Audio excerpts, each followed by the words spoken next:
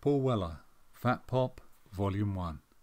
I must admit, Paul's last album, On Sunset, kinda caught me by surprise. It was a magical, assured gem of an album, which became a perfect soundtrack to lockdown summer. Paul Weller, for me, has always been a musical magpie, drawing on the artists and styles that he loves, putting them all into what I call the Weller blender, and coming out with something that has hints of The Who, the Beatles, Curtis Mayfield, Bowie, funk, blues, soul, but at the end of the day, it's uniquely Weller. During an interview about 12 months ago, around the time On Sunrise was being released, Paul said he was already working on another album, and my thoughts were, it can't be as good as On Sunset. Churning out music like that, surely the quality has to drop. But I'm pleased to say I was mistaken. Fat Pop is another brilliant record, and while it's not quite as immediate as On Sunset, keep playing it and little by little it will reveal its treasures. Track 1, Cosmic Fringes. When I first heard this song, I thought the title was a reference to Paul's flowing tresses, but Paul in an interview said it's not about that, it's about a keyboard warrior. But it opens up like the Eurythmics' Sweet Dreams before shifting into a glorious slice of synth pop, which echoes Scary Monsters era Bowie. I'm on the cosmic fringes, I've never been or felt so at home. I'm a sleeping giant, waiting to awake. I stumble to the fridge and back to bed again. Years ago, when Paul was talking about the jam's start, he said, I was thinking about the power of music, the power of a pop song, how 2 or 3 minutes could say so much to so many, just getting straight to the point. Track 2, True. True is all new wave slashing guitars, some call and response vocals between Paul and Liam Metcalf of the Mysterines before morphing into a jazzy breakdown, which kind of echoes Sunset's Mirrorball, before seamlessly drifting into an R&B section with a screeching guitar solo, and somehow all these diverse elements fit together beautifully. Fat Pop. Set to slinky funk, the Modfather delivers his manifesto on the power of music. Who hangs your dreams up every night? Who wakes you up with sweet delight? Who's never let you down? Who's always there when your life is down? Ah, Fat Pop. Who raised the game when the game was poor, and sent our heads in search of more, made you question all you'd learnt before? Ah, Fat Pop. Shades of Blue.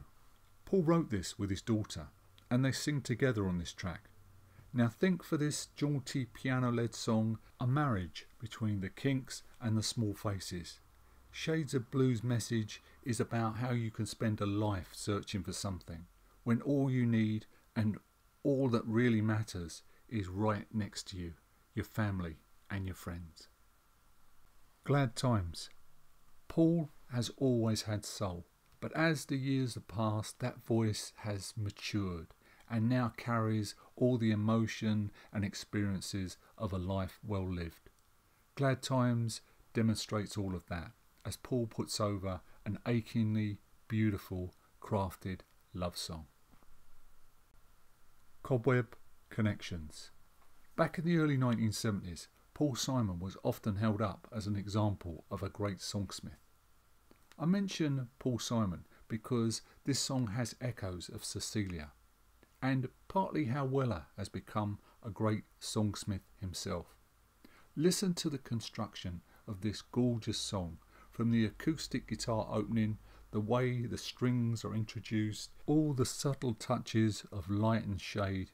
It's just masterful. Testify. This was a track on first hearing I was kind of indifferent to. I thought, it's okay. Testify sounds like it's come straight from the Superfly soundtrack.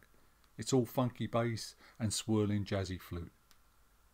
But on repeated listens, it's really grown on me, and it's one of those songs you find yourself humming at odd times during the day.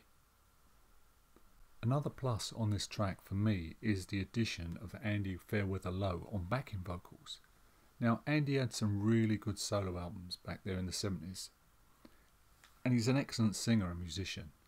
Those 1970 albums are really enjoyable. And after the 1970s, I kind of lost track of Andy, but during my research for this review, I found that he's gone on to play guitar for Roger Waters, play guitar for Eric Clapton, and rhythm guitar for Joe Satriani. He's an artist I must go back and investigate again. That pleasure. When Paul was doing the Style Council, I felt personally that some of the material was hit and miss. These days, he can fall into that funky soul groove at the drop of a hat. And That Pleasure has an awesome groove. It's soul with just a tinge, a hint of reggae. Add in sweeping strings and lyrics like this. Get up and get involved. It's now or never. It's time to make that change. Get in this together. Look beyond differences. See the connections. All as one created. No exceptions. We're all born free and freedom's our right. So why do we have to ask at all? Failed. Uncut magazine says this track calls to mind J.J. Cale's Kinetic Chug. And I'll go along with that, but along with some deeply introspective lyrics. If everything was different now, how different would I be? If I could change one thing around, would the pattern still be complete?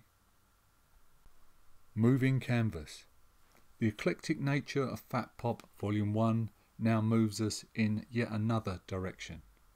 Think for this, mid-70s Stones with a touch of Bowie, a driving Keith Richards riff set against a sumptuous horn section.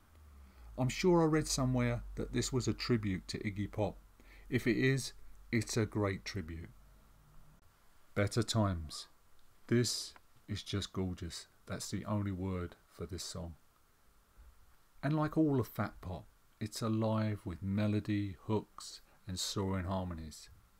When Paul Weller is on it, like he is here, and he takes flight over the wonderful playing from all the great musicians assembled, few, if any, can touch him.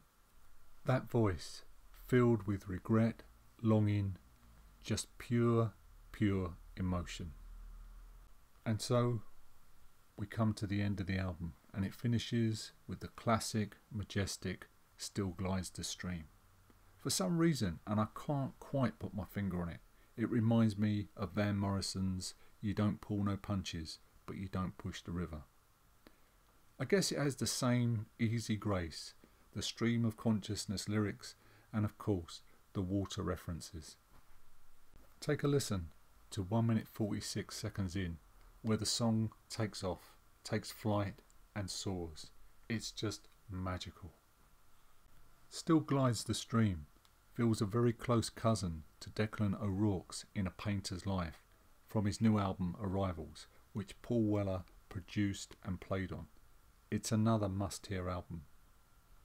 Now, during the making of this video, I listened a lot to Fat Pop. And like I said at the beginning, the more you play it, the more it reveals its treasures. Definitely recommended. So, thank you for listening.